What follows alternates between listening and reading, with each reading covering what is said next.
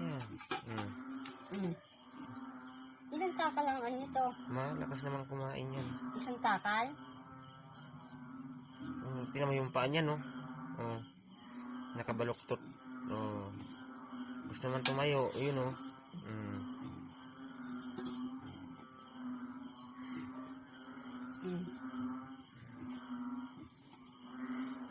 Ang pinapadidig ka, dinididid.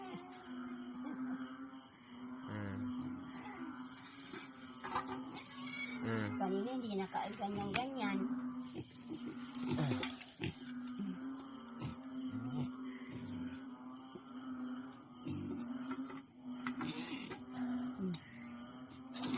Pinasubo. Busog na. Busog na yan eh. Kasi may ang kain niya eh. Nalamigan yun, talaga.